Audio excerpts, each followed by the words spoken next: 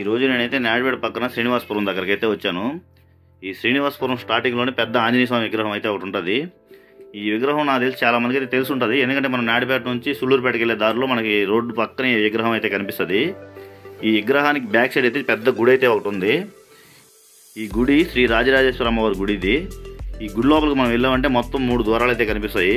Main ద్వారంలో Shri Rajarajeshwara అమ్మవారు అయితే ఉంటారు. అమ్మవారికి రైట్ సైడ్ వచ్చి వినాయక స్వామి విగ్రహం అయితే ఉంటుంది. లెఫ్ట్ సైడ్ వచ్చి శివుని విగ్రహం అయితే ఉంటుంది.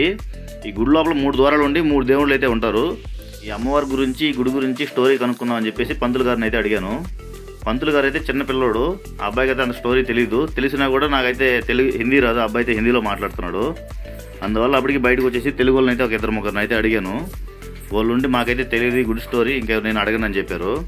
ఇంకా నాకైతే ఎవరు స్టోరీ చెప్పలేదు కాబట్టి నాకు తెలిసినంత వరకు అయితే చెప్తున్నాను వీడియో. ఈ గుడి లోపల చాలా ఖాళీ ప్లేస్ అయితే ఉంది. ఎంతమంది వచ్చినా కూడా ఈ గుడి లోపల అయితే సరిపోతారు. అంత పెద్ద ఖాళీ ప్లేస్ అయితే ఉంది.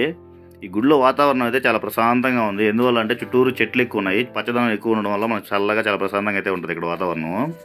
ఈ గుడి చుట్టూ ప్రదక్షిణ చేసేదానికి కూడా రూట్ అయితే ఉంది. మొత్తం చూపిస్తాను చూడండి మీకైతే. ఈ గుడి చుట్టూ చాలా రకాల చెట్లు అయితే వేస్తున్నారు. ఎక్కువ పూల మొక్కలు ఉన్నాయి, జామ చెట్లు, రకరకాల చెట్లు అయితే ఉన్నాయి ఈ గుడి చుట్టూరు. ఈ గుడి అయితే చాలా బాగుంది. నాకు దీని స్టోరీ అయితే తెలియలేదు. తెలుసుంటే మీకు మొత్తం చెప్పుకుంటాను. ఆ దేవుళ్ళని చూపిస్తాను చూడండి.